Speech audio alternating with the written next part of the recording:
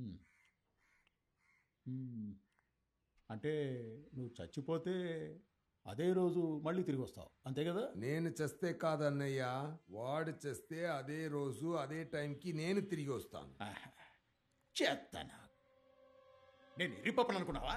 చెవిలో పూలు ఏమైనా కనబడుతున్నాయా? వాడు చచ్చిపోతే నువ్వెలా వస్తావయ్యా? అదేంటయ్యా, ఒకే రోజు ఒక్కడే మళ్ళీ మళ్ళీ పట్టుబడతాడు. ఎందుకయ్యా ఇలా చేస్తున్నావు?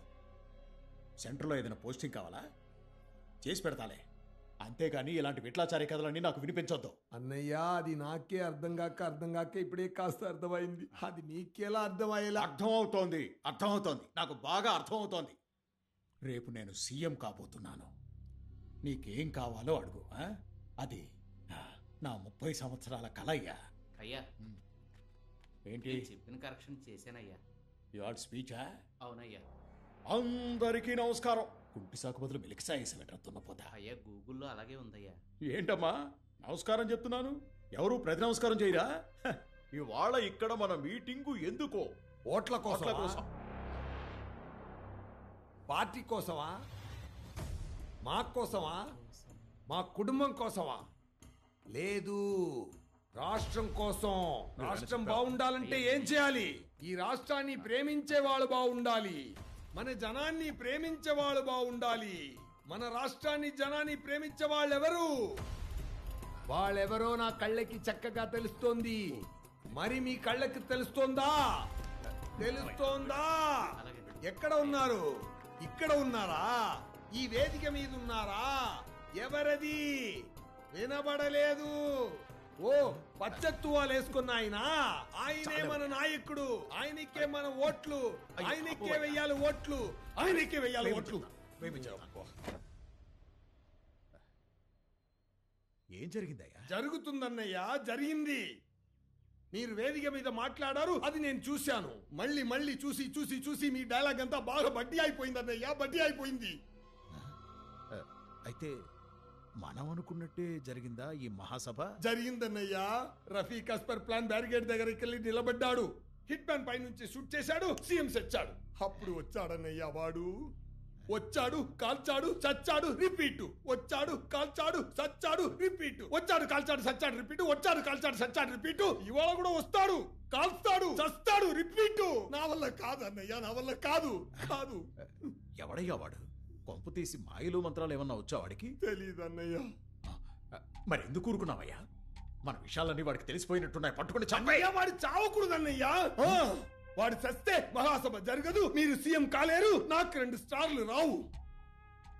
మన మహాసభ బాగా జరగాలంటే వాడు చావకూడదు. ఇప్పుడు ఏం చేద్దాం మరి?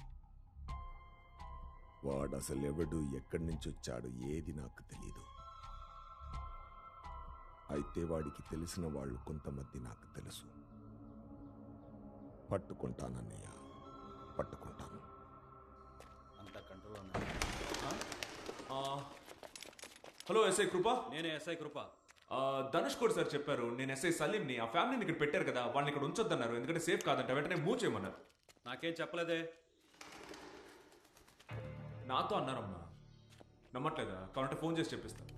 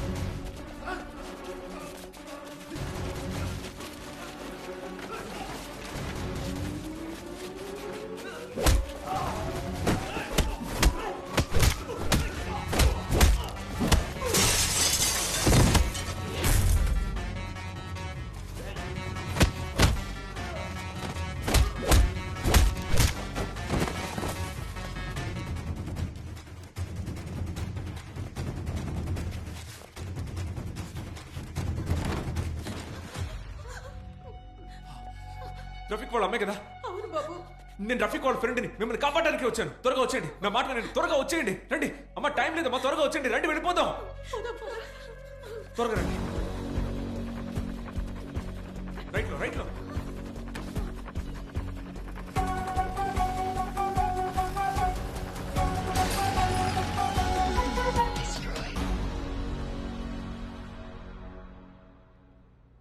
బాబు, రఫీక్ ని చూసారా?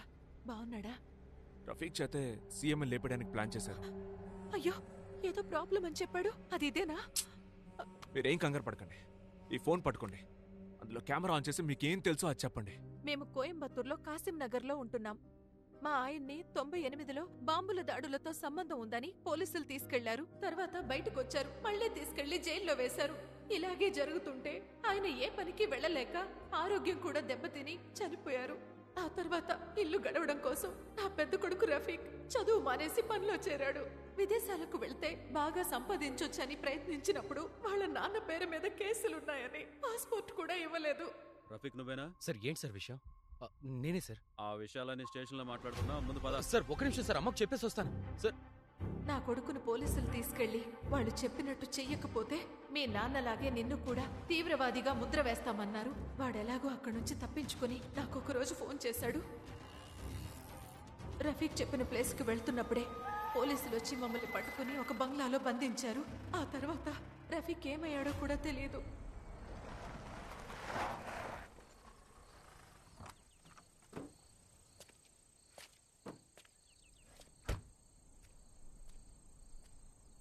ఏమైంది బాబు? నేను చెప్తా, కూర్చో.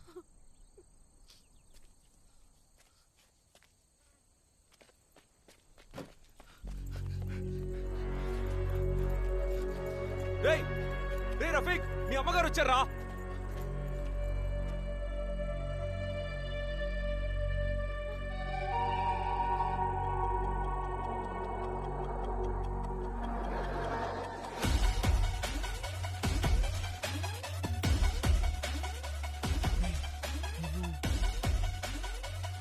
Hey!